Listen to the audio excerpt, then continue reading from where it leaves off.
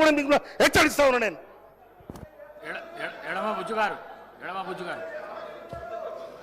అధ్యక్ష, మేం కొత్త సభ్యులం, వీళ్ళ చిల్లర చేస్తారని చూసి బాధపడుతున్నాం అధ్యక్ష. నేను మొన్న ఎంత ప్రిపేర్ అయ్యి వచ్చానంటే మీరిచ్చే రెవెన్యూ సబ్జెక్ట్ మీద కావచ్చు, ఆ రెవెన్యూ సబ్జెక్ట్ వస్తే వాళ్ళ భూ కబ్జాల గురించి నేను మాట్లాడుతున్నాను అధ్యక్ష. కానీ నాకు అవకాశం రాలేకపోయింది, వాళ్ళు చిల్లర చేసే వల్ల నేను నిన్ను మాట్లాడలేకపోయినా అధ్యక్ష. మొన్న 2-3 గంటలు 4-5 గంటలు నేను ప్రిపేర్ అయిన అధ్యక్ష. ఈరోజు వాళ్ళు చేసే చేష్టని చూసి మేము కొత్త సభ్యులుగా బాధపడుతున్నాం, సిగ్గుపడుతున్నాం అధ్యక్ష.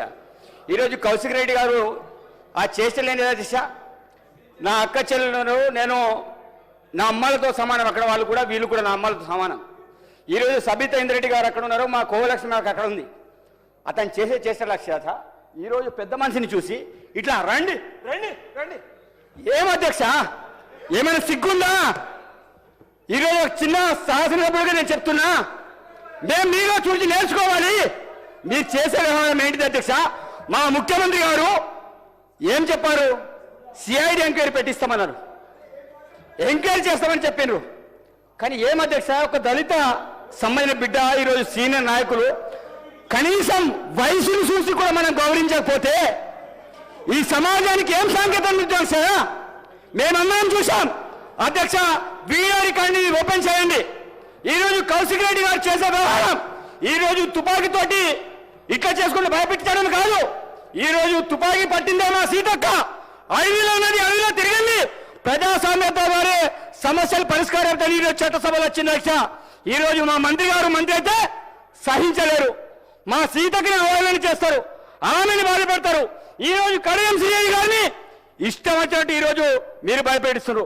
ఏ రోజు ఆదివాసులు దళితులు ఈరోజు చట్టసభల్లో ఉంటే ఇదా మీ ఆచారం ఇదేనా, మీ సంస్కృతి ఏనా?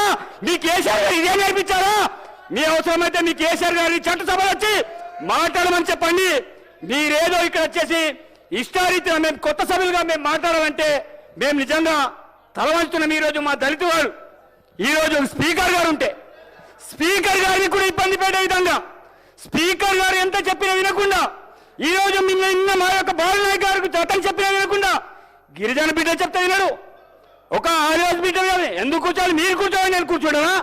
స్పీకర్ చెప్తే నేను కూర్చుంటా, మీరెవరైనా మాకు కూర్చోబెట్టడానికి? భయపెడితే భయపడడం కాదు, మేము కూడా ఉద్యమాల నుంచి వచ్చాం. ఈరోజు 10 సంవత్సరాలు ఈరోజు ఏ రకంగా దోపిడీ చేశారు, ఎవరికి న్యాయం చేశారు? ఎస్సీ ఎస్టీ బీసీ మైనారిటీని అందరికీ మోసం చేశారు. అందుకే ఆ ప్రాణిక కూర్చొని కూర్చోబెట్టారు. మళ్ళా చెప్తున్నాం, తప్పకుండా మీలాంటి వాళ్ళని తెలంగాణ ప్రజలు ఈరోజు బుద్ధి చెప్తారు. మీరు అనుకుంటూ కావచ్చు ఈ పోడియంలో మీరు ఏదో చేస్తే పేపర్లో ఫ్రంట్ పేజీలు వస్తాయి, ఫ్రంట్ పేజీలో వచ్చినా ఏం చేసినా మీకు ఎలక్షన్లు ఏ రకంగా బుద్ధి చెప్పారు, భవిష్యత్తులో కూడా మీకు బుద్ధి చెప్తారు. మరొకసారి కాంగ్రెస్ పార్టీ అధికారంలో వస్తుంది. తప్పకుండా మా సిబిసిఐడి ఎంక్వైరీ ద్వారా మిమ్మల్ని బొక్కవేసి తప్పకుండా ఈరోజు తొక్కుతామని ఈ సందర్భంగా తెలియజేస్తాం. ధన్యవాదాలు అధ్యక్ష. సత్యం.